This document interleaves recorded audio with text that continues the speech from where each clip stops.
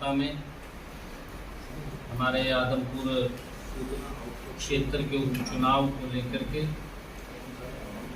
जो शिक्षित योग्य भव्य बिश्नोई जी, जिनको प्रदेश के लोकप्रिय मुख्यमंत्री आदरणीय मनोहर लाल जी, हमारे भारतीय जनता पार्टी के प्रदेश अध्यक्ष ओम प्रकाश धनखड़ जी और हमारे गठबंधन के जो सहयोगी हैं चौधरी दुष्यंत चौटाला जी, उनके आशीर्वाद से भव्य बिश्नोई जी को आदमपुर के इस उपचुनाव मैदान के अंदर उतारा है। और जिस प्रकार का प्रथम ही दृष्टा में इस प्रकार की लोगों की आवाज आ रही है, क्योंकि उस आवाज के अंदर और इन 8 वर्षों में जिस प्रकार से हरियाणा की दिशा और दशा बदलने का काम किया, हरियाणा का समान रूप से विकास करने का कार्य किया, आज इसकी चर्चा भी हर वर्ग के अंदर लोग कर रहे हैं। और आज मैं ये आप लोगों के बीच में स्पेशल इस विषय को रखना चाहूंगा, क्योंकि भारतीय जनता पार्टी ओबीसी मोर्चा राष्ट्रीय उपाध्यक्ष होने के नाते देश के लोकप्रिय प्रधानमंत्री आदरणीय नरेंद्र मोदी जी ने जो ओबीसी समाज के लिए काम किए, उनका जिक्र आप लोगों के बीच में के माध्यम से मैं लोगों को ये बताना चाहूंगा, आमजन को ये बताना चाहूंगा कि कांग्रेस पार्टी ने जिस प्रकार से ओबीसी समाज का शोषण किया, लंबे समय तक उनका वोट लेने का काम करते रहे, वोट लेकर के उनको सिर्फ एक रैलियों के रूप में ओबीसी वर्ग को इस्तेमाल किया, वोट के रूप में कांग्रेस ने ओबीसी समाज को इस्तेमाल किया, परंतु उनके हकों की अगर बात आई उसको दरकिनार करते हुए उनका शोषण करने का काम कांग्रेस पार्टी ने किया। आज तक ओबीसी समाज जो अपने हक की लड़ाई लड़ता रहा, जो अपने हकों को लेकर के आंदोलनरत ओबीसी समाज रहा, मांग करता रहा, उस मांग को भी कांग्रेस पार्टी ने लंबे समय तक उसको अनदेखा किया, उनको कोई लाभ नहीं पहुंचाया। इस भारत मां के लाल नरेंद्र मोदी ने जो ओबीसी वर्ग को जो सम्मान दिया, उन्होंने सबसे पहले ओबीसी आयोग बनाने का काम किया, क्योंकि जब 2018 के अंदर आदरणीय नरेंद्र मोदी जी ओबीसी आयोग का ये बिल लोकसभा में लेकर के आए, तो इसका सबसे बड़ा विरोध अगर किसी ने किया, कांग्रेस पार्टी और उसके सहयोगी दलों ने इसका विरोध किया। और उसके बाद वो बिल लोकसभा में पास हुआ, परंतु कांग्रेस के विरोध के चलते वो राज्यसभा के अंदर हमारा मैंडेट नहीं था, उस मैंडेट के कारण वो राज्यसभा के अंदर गिर गया। परंतु नरेंद्र मोदी जी ने, क्योंकि ओबीसी के जो हक थे उनकी चिंता नरेंद्र मोदी जी कर रहे थे, 2019 के चुनाव के बाद जब लोकसभा का चुनाव हुआ, उसके तुरंत बाद पहले ही सेशन के अंदर आदरणीय नरेंद्र मोदी जी फिर उस बिल को लेकर के आए और लोकसभा के अंदर देश की जनता ने, क्योंकि 2014 में नरेंद्र मोदी जी को 282 सीटें देने का काम किया था, गठबंधन को लगभग 336 सीटें दी थी, और 2019 के चुनाव के अंदर देश की जनता ने नरेंद्र मोदी जी को 303 सीटें देने का काम किया। लगभग गठबंधन की जो एनडीए की हमारी सरकार है, वो 350-347 तक सीटें देने का काम वो देश की जनता ने किया। और नरेंद्र मोदी जी ने ओबीसी का वो बिल फिर लेकर के पहले ही सेशन के अंदर आए, वो बिल लोकसभा में फिर पास हुआ, राज्यसभा के अंदर गया, हमारा वहां पर बहुमत पूर्ण हो गया था, वहां पर भी वो बिल पास हो गया। ओबीसी समाज को जो वो लंबे समय से मांग कर रहा था कि ओबीसी आयोग बनना चाहिए, वो आयोग बना, उसको संवैधानिक शक्तियां दी गई। ये नरेंद्र मोदी जी ने किया।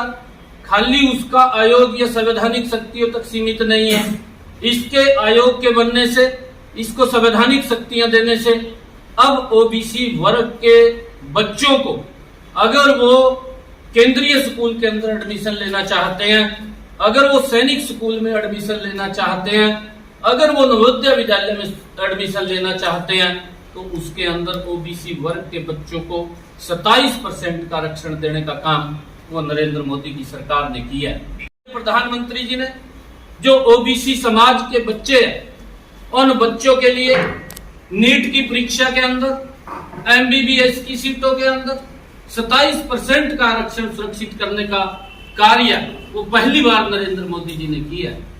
आदरणीय प्रधानमंत्री जी ने जो हमारे जो ओबीसी वर्ग की 6 लाख की क्रीमी लेयर की व्यवस्था थी, उसको बढ़ा करके 8 लाख करने का कार्य वो भी नरेंद्र मोदी जी ने किया। आदरणीय प्रधानमंत्री जी ने ओबीसी वर्ग को जो प्रमाण पत्र बनाने के लिए लंबा समय लगता था, अगर किसी बच्चे ने कोई अपनी नौकरी के लिए अप्लाई करना या किसी ने अपने एडमिशन के लिए अप्लाई करना, उसकी डेट निकल जाती थी, तब तक उसका सर्टिफिकेट नहीं बनता था, क्योंकि इसकी प्रक्रिया जटिल थी। और आदरणीय प्रधानमंत्री जी ने आकर के उस प्रक्रिया को भी सरल करने का काम किया, क्योंकि पहले 2 गजेटेड ऑफिसरों से वो टेस्ट कराना पड़ता था, एक अफसर मिलता था, एक नहीं मिलता था, महीने महीने तक वो पेंडिंग पड़ा रहता था, चक्कर काटते रहते थे। परंतु ओबीसी के बच्चों को उसका अधिकार लाभ नहीं मिल पाता था, क्योंकि उसका सर्टिफिकेट नहीं बनता था। परंतु नरेंद्र मोदी जी ने आकर के उसका भी सरलीकरण किया। स्वयं स्थापित एफिडेविट भी व्यक्ति दे सकता है, और एक अफसर से कहीं वो टेस्ट करा करके उसका सरलीकरण किया, ताकि वो अपने समय के ऊपर फार्म को भी अप्लाई कर सके, अपने बच्चों को भी वो एडमिशन वो दिलवा सके। आदरणीय प्रधानमंत्री जी ने जो हमारे ओबीसी समाज उसके लिए अलग से 51% का बजट का भी प्रावधान अलग से किया है।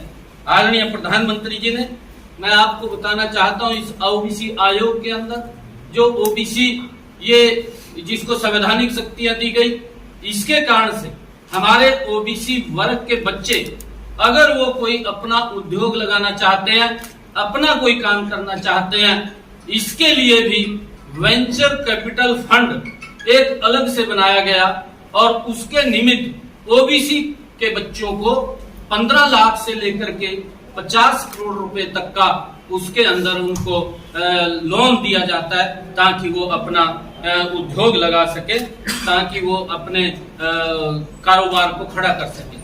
ये जो फिगर है मैं आपको बताना चाहता हूँ, इसके अंदर ये 50 लाख रुपए से लेकर के 15 करोड़ रुपए तक वो इसके अंदर प्रावधान किया गया। और आदरणीय प्रधानमंत्री जी ने जो कार्य किया, आदरणीय प्रधानमंत्री जी ने इस ओबीसी आयोग बनने से जो हमारे पीएसयू के कर्मचारी हैं, उन कर्मचारियों के बच्चों को इसका लाभ नहीं मिलता था।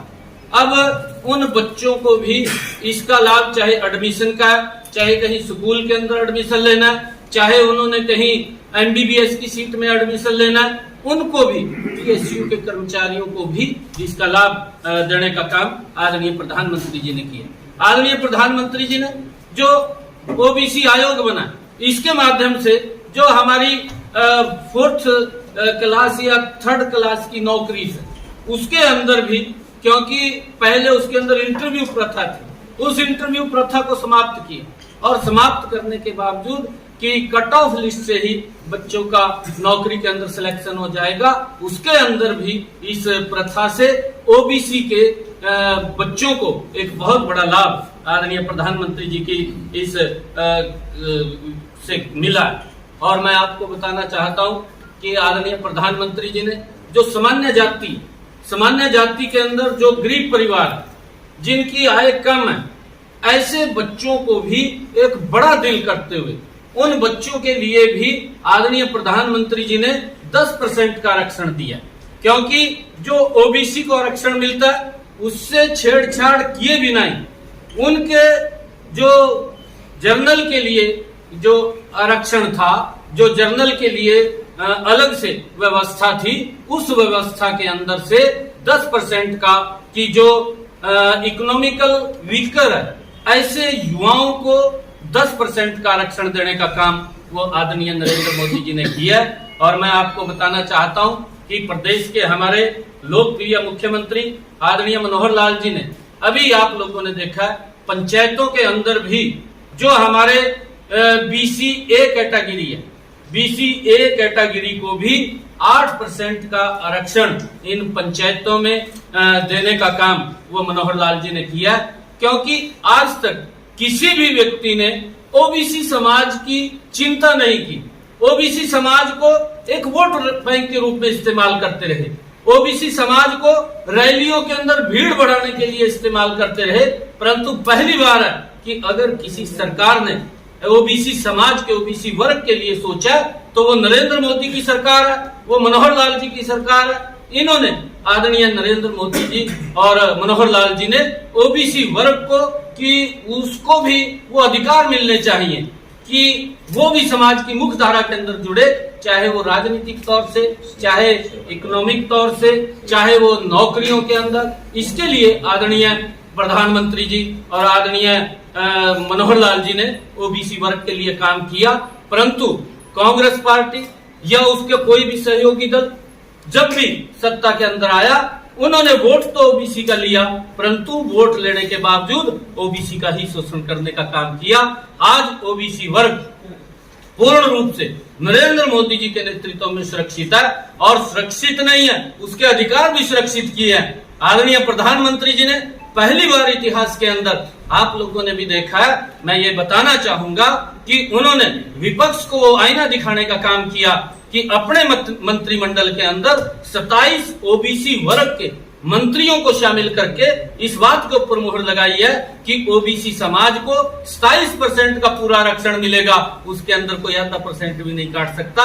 27 ओबीसी के मंत्रियों को अपने मंत्रिमंडल में पहली बार वो इतना बड़ा सम्मान वो ओबीसी वर्ग को दिया। नहीं तो आज तक ओबीसी का शोषण करते रहे, एक व्यक्ति बना दिया, ओबीसी से 2 बना दिया और सारी की सारी वोट लेने का काम करते। तो वो ओबीसी समाज है, ओबीसी वर्ग है, और उसी की अनदेखी कांग्रेस पार्टी लगातार करती रही है। और हरियाणा के अंदर भी, देश के अंदर भी आज ओबीसी का जो सम्मान अगर कहीं मिल रहा है तो भारतीय जनता पार्टी के शासन के अंदर मिल रहा है। नहीं तो राजस्थान के अंदर कांग्रेस की सरकार है, पंजाब के अंदर कांग्रेस की सरकार रही, आज भी वहां पर ओबीसी वर्ग का शोषण हो रहा है। परंतु हरियाणा के अंदर उसके अधिकारों को सुरक्षित करने का काम मनोहर लाल जी कर रहे हैं। और उसके बावजूद मैं आपको बताना चाहता हूं कि आदरणीय सर माफी के साथ टोक रहा हूं, ये आदमपुर उपचुनाव को लेकर की प्रेस वार्ता नहीं थी क्या? देखिए, आप जो 15 मिनट के संबोधन में एक बार आदमपुर सब ने, आप जो बात कह रहे हैं, आदमपुर के अंदर वो सब लोग रह रहे हैं जिनको इन योजनाओं का लाभ मिल रहा है, जो लोग इन योजनाओं से जुड़े हुए हैं। आप ये आदमपुर के चुनाव से है, ये हरियाणा प्रदेश के जो मतदाता है उनके लिए है, ये देश के जो मतदाता है उनके लिए है, ये सब के लिए है। आदमपुर के अंदर भी वो लोग बैठे हैं। अलग से आपका अगर कोई क्वेश्चन होगा, उसके क्वेश्चन के लिए मैं टाइम दूंगा आपको। मैं 15 मिनट के संबोधन में एक बार भी मैंने शुरू में ही कहा, भव्य बिश्नोई की मैंने चर्चा की है। मैंने कहा है कि आदरणीय मुख्यमंत्री जी के और आदरणीय धनखड़ जी के, आदरणीय दुष्यंत चौटाला जी के आशीर्वाद से भव्य बिश्नोई जी को यहाँ से प्रत्याशी उतारा। मैंने सबसे पहले ही शुरू में संबोधन में अपने में ये बात बोली है। परंतु आपके जो क्वेश्चन होंगे उन क्वेश्चनों का भी मैं उत्तर दूंगा। और उसके बावजूद मैं आपको कहना चाहता हूँ, क्योंकि ये तो ओबीसी के लिए मैंने बोला, अभी और भी बहुत सारे ऐसे कार्य हैं जो ओबीसी समाज के लिए आदरणीय नरेंद्र मोदी जी ने और आदरणीय मुख्यमंत्री जी ने किया। परंतु उसके बावजूद भी मैं कहना चाहूंगा कि पहली बार है कि जो मैंने जिसकी चर्चा की है कि हरियाणा प्रदेश के अंदर भेदभाव की राजनीति, चाहे भूपेंद्र सिंह हुड्डा, चाहे INLD की सरकार रही हो, इन्होंने हरियाणा के अंदर भेदभाव की राजनीति की है। परंतु मनोहर लाल जी ने आज तक भेदभाव की राजनीति नहीं की है, सबको समान रूप से सम्मान देने का काम किया है। चाहे नौकरियों के अंदर बिना पर्ची, बिना खर्ची के आज युवाओं को रोजगार देने का काम वो मनोहर लाल जी की सरकार कर रही है। आज हमें खुशी होती है कि आज बिना पैसे के गरीब का बच्चा भी आज SCS अधिकारी लग जाता है, बच्चा भी सब इंस्पेक्टर लग जाता है। आज बिना पैसे के गरीब का बच्चा भी पुलिस के अंदर भर्ती हो जाता है। ये जो व्यवस्था परिवर्तन किया है तो ये मनोहर लाल जी ने किया है और इस बात को लेकर के लोगों में बड़ा संतोष है। और विकास के अंदर भी अगर आप देखेंगे इन 8 वर्षों के अंदर पहले तो अगर भूपेंद्र सिंह हुड्डा जब मुख्यमंत्री थे सिर्फ लोग हरियाणा की बात बोलते थे कि भाई रोहतक का विकास हुआ है, कहीं का विकास नहीं हुआ, परंतु आज हरियाणा प्रदेश के हर कोने से एक व्यक्ति बात बोलता है कि पूरे हरियाणा का समान रूप से विकास अगर कहीं हुआ तो मनोहर लाल जी ने किया है। सबका साथ, सबका विकास, सबका विश्वास और सबका प्रयास लेकर के ये सरकार काम कर रही है। और आदमपुर के अंदर भी मैं आपको बताना चाहता हूँ कि आदमपुर के अंदर आदरणीय मुख्यमंत्री जी ने ये पहली बार हुआ है।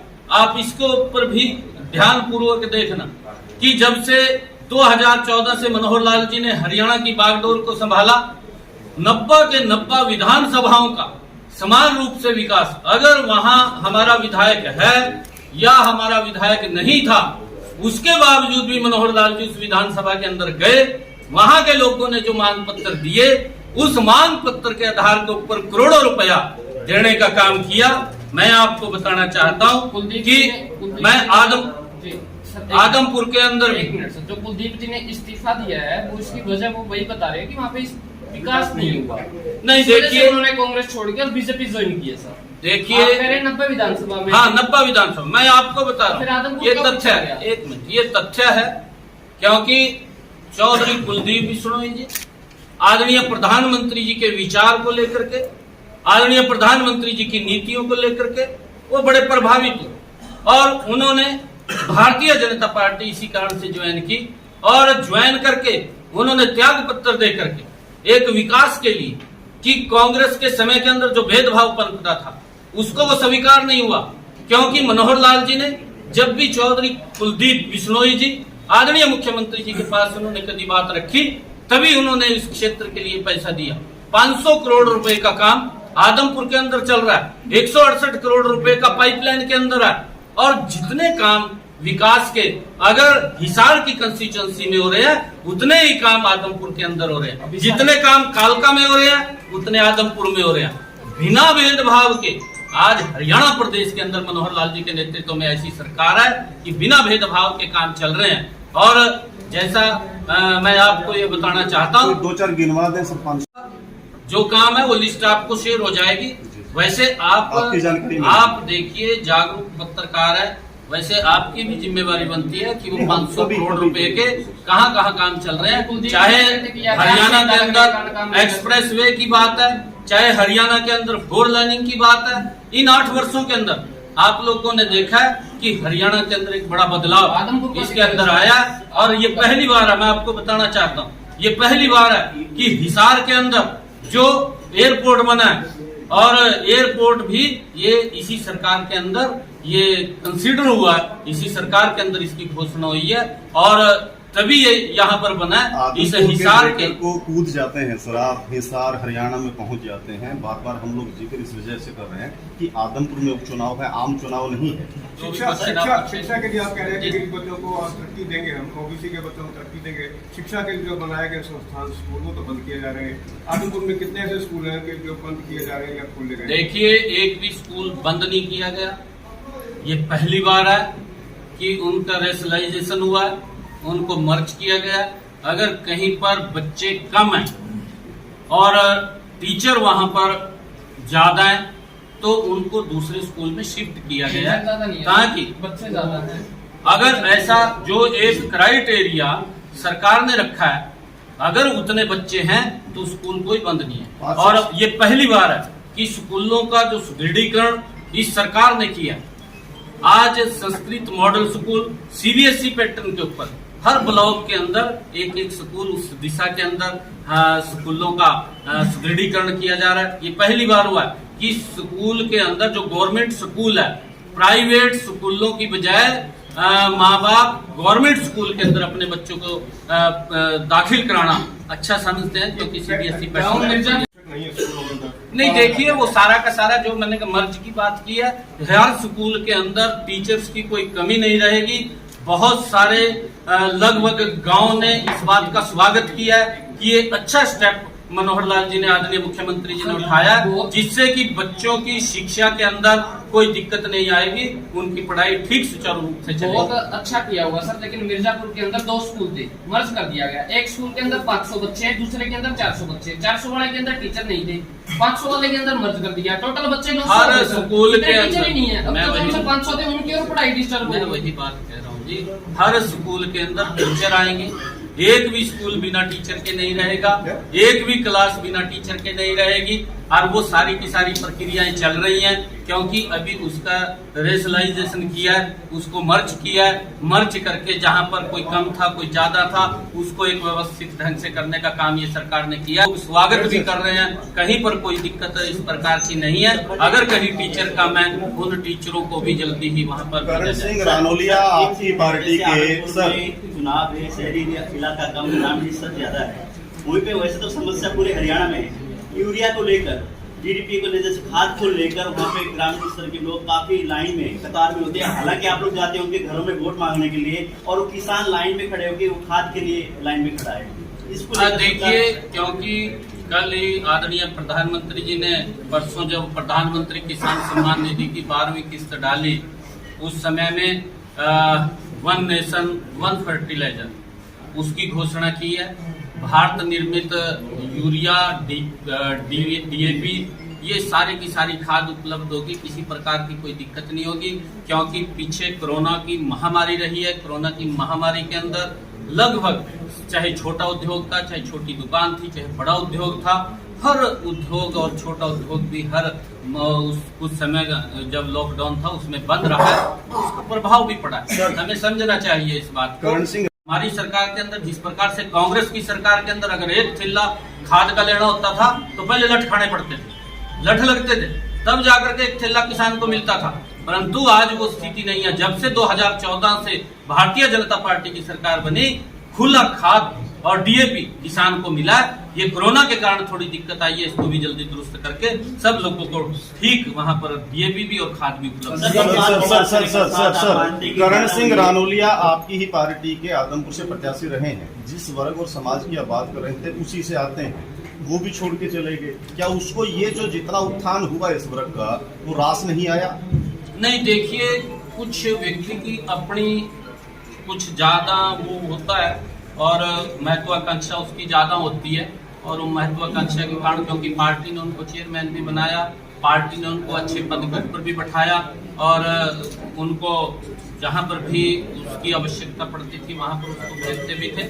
और क्योंकि ये प्रक्रिया चलता रहता है, आज कोई है कल कोई है सीट के ऊपर, और धैर्य रखना चाहिए। एक बड़ा सवाल है सर, बहुत बड़ा मुद्दा है सर, बहुत बड़ा मुद्दा है।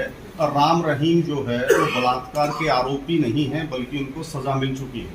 उपचुनाव के चलते बताया जा रहा है कि उनको पैरोल दे दी गई।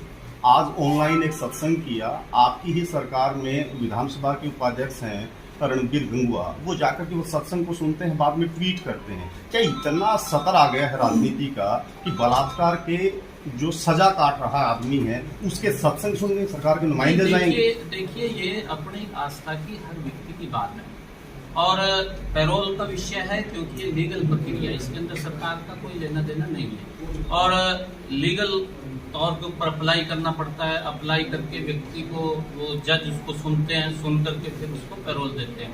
वो उसकी कानूनी प्रक्रिया है, कानूनी प्रक्रिया के हिसाब से उसको पैरोल मिली है, उसमें सरकार का तो कोई है ही नहीं। और अगर रणबीर गंगुआ की आपसे बात की है, ये व्यक्ति की अपनी आस्था की कहा जाएगा। क्या अच्छा लगता है नैतिक रूप से, व्यक्तिगत भी जो बीजेपी के कैंडिडेट थे उनकी वोट आई थी 28% के करीब, 34,000 के आसपास आई। और अब की बार जो भव्य के लिए रखा गया है, एम जो रखा गया है वो 1 लाख के करीब रखा गया है। तो पिछले 3 साल में या पिछले 3-4 महीने में कुलदीप बिश्नोई के रिजाइन के बाद ऐसा क्या हुआ है कि 70,000 वोट बीजेपी इंक्रीज कर लेगी? ऐसे कौन कौन से काम हुए हैं जिनसे इतना वोट परसेंटेज जो इंक्रीज हो जाए? देखिए, वैसे आपको भी इस बात के बारे में मालूम है, फिर भी मैं आपको बता देता हूँ। लगभग 34-35 हजार भारतीय जनता पार्टी को वोट मिला था, और लगभग 60,000 55-60,000 के करीब में 65,000 के करीब में चौधरी कुलदीप बिश्नोई जी को वोट मिला था और जजपा को वोट मिला था। लगभग 1 लाख का आंकड़ा हम पार कर रहे हैं और ना तो कांग्रेस पार्टी कहीं मैदान में है और ना INLD मैदान में है, क्योंकि कांग्रेस की अपनी गलत नीति है, उसके कारण से कांग्रेस समाप्त हो रही है। मेरे लोकसभा क्षेत्र से हारा हुआ व्यक्ति यहाँ उतारा, इसको यहाँ कैंडिडेट नहीं मिला। विकास का जिक्र कर रहे थे सर कि ऐसा क्या विकास हुआ जिसकी वजह से 1 लाख तक वोट पहुंच जाएगी? कोई 2-4 विकास के कार्य आप लोग देखेंगे। मैं आपको बताना चाहता हूँ कि मनोहर लाल जी ने जो बिना पर्ची बिना खर्ची के रोजगार देने का काम किया, आदमपुर की भी बात कर रहा हूँ, उसको पूरे प्रदेश के साथ जोड़ना चाहिए। आदमपुर के अंदर मैंने गिनाया कि 500 करोड़ रुपए के काम चल रहे हैं और 168 करोड़ रुपए के पाइपलाइन में है। वो सारी की सारी लिस्ट आपको शेयर कर दी जाएगी। मैंने दोबारा आपसे रिपीट किया है क्योंकि जब मैं एक बार बोल दिया है पहले, आपने वो नोट किया होगा उसके अंदर। परंतु मैं ये बात कहना चाहता हूँ कि हरियाणा के अंदर आज जितने 4 लाइनिंग रोड बने हैं इन 8 वर्षों के अंदर, आप ध्यान करिए, कितने 4 लाइनिंग रोड बने हैं, कितने एक्सप्रेस वे बने हैं, और उसके बावजूद आप लोग देखेंगे हरियाणा के अंदर जो गरीब लोगों के लिए काम हुआ, उनकी जो योजनाएं हैं, उन योजनाओं को डायरेक्ट उन तक लाभ पहुंचाने का काम मनोहर लाल जी ने किया। चाहे कोरोना के अंदर हर व्यक्ति को एक टारगेट मिशन मोड के अंदर वैक्सीनेट करने का काम किया है। अभी गौ माताओं के अंदर लंपी की बीमारी आ गई थी, हरियाणा के अंदर एक मिशन मोड के अंदर मनोहर लाल जी ने हर गौ माता को वैक्सीनेट करने का काम वो